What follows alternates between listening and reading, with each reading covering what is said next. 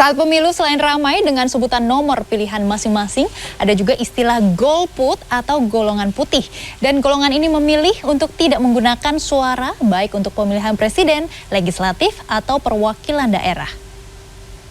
Suara Anda menentukan nasib bangsa ke depan. Kalimat-kalimat seperti ini begitu mudahnya kita temukan pada saat gelaran pesta demokrasi. Seperti di tempat saya berada saat ini di salah satu TPS di RW 8 Rungkut Mapan Barat, Kecamatan Gunung Anyar, Surabaya. Partisipasi masyarakat dalam memberikan suara ini selalu menarik bila dikaitkan dengan istilah golput atau golongan putih. Golongan putih selama ini dinilai sebagai kelompok masyarakat yang memilih netral, sama seperti filosofi warna putih atau menjadi tidak partisipan.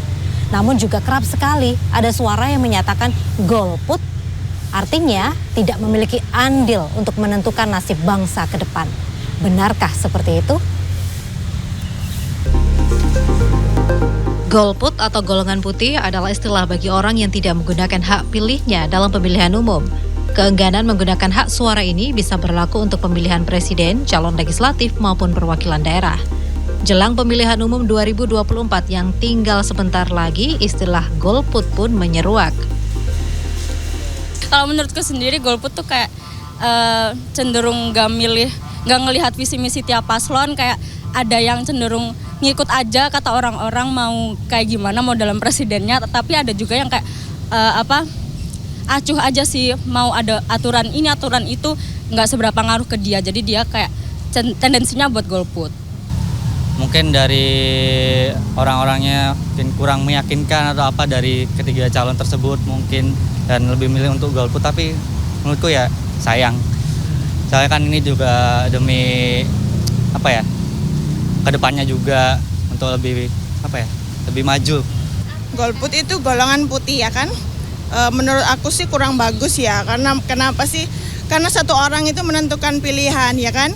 Pilihan itu nanti kita untuk masa depan semua orang.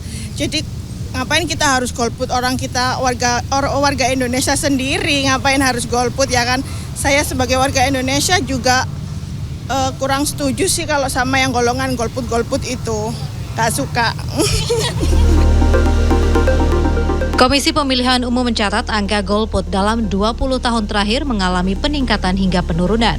Tahun 2004 persentase golput mencapai 20,24%. Sementara tahun 2009 naik menjadi 25,19%. Baru kemudian tahun 2014 turun menjadi 20,22%. Pada momen pemilu 2019 yang dikenal panas, angka golput mencapai persentase terendahnya 18,3%.